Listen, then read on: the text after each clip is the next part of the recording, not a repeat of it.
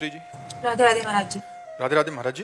महाराज जी, विवाह के बाद एक स्त्री का जीवन कैसा होना चाहिए जिससे वो प्रतिकूलता और अनुकूलता में सामान्य रहकर एक सुख शांति पूर्वक अपना वैवाहिक जीवन व्यतीत कर सके, और एक स्त्री को अपने जीवन में क्या क्या सावधानी रखनी चाहिए जिसका घर परिवार उससे सुखी रहे? पहली बात है कि नींव ही खराब हो रही बच्चा, तो हम क्या उपदेश करें? जो गर्लफ्रेंड बॉयफ्रेंड ये चरित्र दूषित हो रहे हैं, तो घर परिवार चलाने के लिए जो हमें धर्म पूर्वक पवित्रता चाहिए वो तो पहले ही नष्ट हो जाती है। आज का जो समय है बच्चा, अब हम ये नहीं कहते कि नहीं होंगी या नहीं होंगे, ऐसे बच्चे बच्चियां होंगी जो पवित्र होंगे, लेकिन मुश्किल है, मुश्किल। तो सबसे पहली बात, चरित्र पवित्र होना चाहिए। अब यहीं से नींव बर्बाद हो जाती है। और दूसरी बात, भगवत आराधना होनी चाहिए। अगर भगवत आराधना और चरित्र पवित्र है और अपने पति को भगवान के रूप में देखती है, तो उसका जीवन परम मंगलमय रहेगा। क्योंकि अपने भगवान की जैसे प्रसन्नता के लिए हम चराचर जगत की सेवा करते हैं, ऐसे भगवान पति उनकी प्रसन्नता के लिए सास ससुर की सेवा, उनके भाई की सेवा, उनकी बहन की सेवा, नम्रता पूर्वक धैर्य पूर्वक रहना, वचन विचार करके बोलना और भगवान नाम स्मरण करते रहना, जिससे हर प्रतिकूलता को सहने की सामर्थ्य आ जाए। अपने पति के सिवा उत्तम के बस असमन माही, सपने हूं आन पुरुष जग नाही। स्वप्न में भी कोई और पुरुष भी है ऐसी भावना ही ना हो, केवल पुरुष भाव अपने पति में ही हो। फिर मध्यम पर पति देखे कैसे, भ्राता पिता पुत्र निज जैसे। जो दूसरी कोटि की पतिव्रता है वो समान वाले को भाई, बड़े वाले को पिता, छोटे वाले को पुत्र के समान कभी पुरुष रूप में काम भाव से वो देख ही नहीं सकती है। तो अपने को चाहिए कि हम हमारी यही जबान रुक जाती है कि जब नींव ही खराब है तो क्या उपदेश करें। कोई विरला ही ऐसा होगा जो अपने चरित्र को बचावे। हमको एक सिद्धांत सुनाया गया था कि धन नष्ट हुआ तो कुछ नहीं नष्ट हुआ, स्वास्थ्य नष्ट हुआ तो कुछ नष्ट हुआ, और चरित्र नष्ट हुआ तो सब कुछ नष्ट हो गया है। अब उल्टा है, तो चरित्रवान ही, चाहे पुरुष हो चाहे स्त्री हो, वही सदगृहस्थ है जो चरित्रवान है, जिसका चरित्र पवित्र है और सदग्रंथों का स्वाध्याय करे। जैसे रामचरितमानस है, भागवत है, अपने घर में बैठ करके 10-20 मिनट 30 मिनट कुछ कीर्तन करे, ठाकुर जी की आरती पूजा करे, परिवार की सेवा करे, पति की सेवा प्रधानता रखे, ठाकुर जी की दूसरे नंबर में, ठाकुर जी की सेवा दूसरे नंबर में। गृहस्थ जो सदगृहस्थ पत्नी है उसको रख। अब उसको ऑफिस जाना है, अब ठाकुर जी की आप आरती कर तो रख दो आरती, पहले उसकी रसोई बनाओ, टिफिन लगाओ, उसको पवाओ, उसको जाने दो, फिर बाद में पर्दा खोलो और एकांत में ठाकुर जी की आराधना करो, नाम जप करो।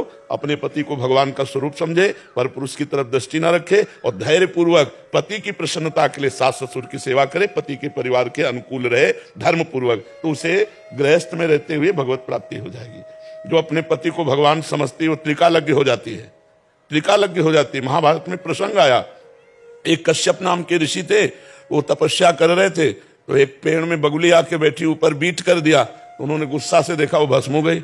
उनको लगा हम बड़े सिद्ध हो गए, तो एक घर में भिक्षा मांगने के लिए गए, भिक्षाम दे, तो एक देवी निकली, पतिव्रता थी। उन्होंने कहा महाराज कुछ मिनट ठहरो, अभी मैं आई। और उधर दूसरे दरवाजे से उसके पति आ गए, तो पति की अगवानी की, चरण पखारे, बैठाला, थोड़ा जल पिलाया, फिर कहा भगवान आपके घर में संत आए हुए हैं तो उनको हम भिक्षा दे आए। उनका अवश्य अवश्य। तो कुछ फल मूल आदि लेकर के गई, तो नाराज हो गए, इतना विलंब कैसे कर दिया।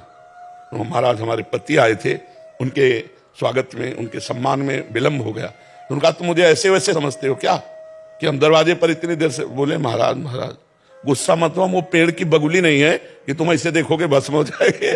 वो कश्यप जी कांप गए कि ये बात एकांत की हमारे सिवा और कौन जानता है। तो बोले देवी तुम कैसे जान गए? बोले अपने पति की सेवा के प्रभाव से मैं त्रिकालज्ञ हूं, भूत भविष्य वर्तमान तीनों काल का ज्ञान है। पति की सेवा से अनुसुईया जी ने भगवान को 6-6 महीने के बालक बना दिए।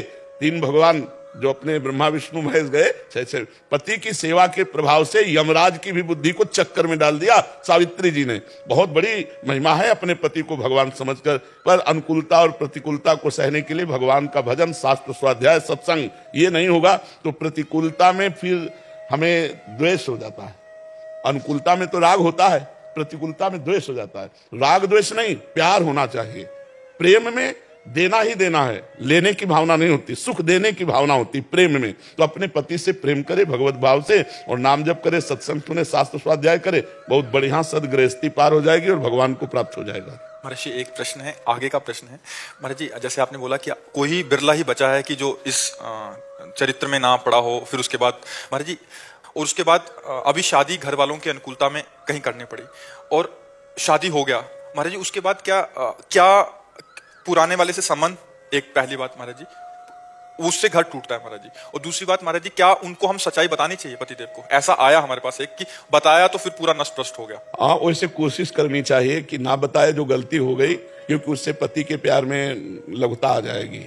अपनी बात को, अपनी गलती को ना बतावे और आगे कभी भूल से गलती ना होने दे। क्योंकि महाराज जी जनरली ऐसा होता है। हाँ, जैसे आपका कोई मित्र रहा, आपसे गलत कदम उठ गए और अब आपकी शादी दूसरी जगह हुई, तो भूल जाओ, मानो पूर्व जन्म की बात थी, आप गलती मत करना, नहीं तो परिवार जो है आपका, संबंध आपका जो है वो सब विच्छेद हो जाएगा। अगर आप ईमानदारी से पति से बता दिए तो उसका मन मलिन हो जाएगा, आपके प्रति अच्छे भाव नहीं रहेंगे। तो मुझे लगता है कि अपने पति प्रेम के लिए अपनी गलती का प्रायश्चित करे कि आप भूल से किसी पर पुरुष की तरफ आंख ना उठावे, अपने पति को भगवत भाव से माने और पूर्व के सारे संबंधों का त्याग कर दे। जो गंदी बातें रही, जो गंदी चेष्टा रही, अगर ऐसा कभी पति ने सुन भी लिया, देख भी लिया, मैसेज भी देख लिया, तो बहुत बड़ी हानि हो जाएगी। फिर उसके प्रेम में भी, और ऐसे पुरुष को चाहिए कि अगर कभी वैसी गलती रही है तो उसको छुपा ले और ब्याह होने के बाद अपनी पत्नी का भाव रखे, अन्य किसी से भाव ना रखे, नहीं तो फिर गृहस्थ धर्म बहुत बड़े स्तर पे हो रहा है महाराज जी। अभी क्या मैसेज, कॉल और फिर वो संबंध विच्छेद, ये कारण। हाँ, हमें लगता है कि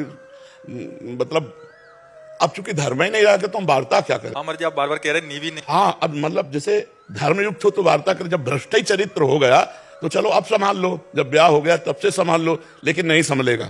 जब बॉयफ्रेंड ब्रेकअप, तो फिर जनेंद्रिय कैसे एक अनन्य रह सकती है? जैसे हमारी रसेंद्रिय है, ऐसे जनेंद्रिय, ऐसे हर इंद्रिय। हर इंद्रिय की अनन्यता, हर इंद्रिय का ब्रह्मचर्य ही तप है।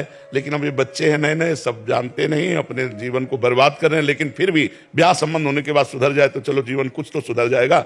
अपने पति को भगवान मानकर, अपनी पत्नी को अर्धांगिनी प्राण मान करके अन्य सब संबंधों का, जो गलत संबंध थे, उन भावों का, उन संबंधों का त्याग कर दे तो गृहस्थी सही ढंग से चल जाएगी।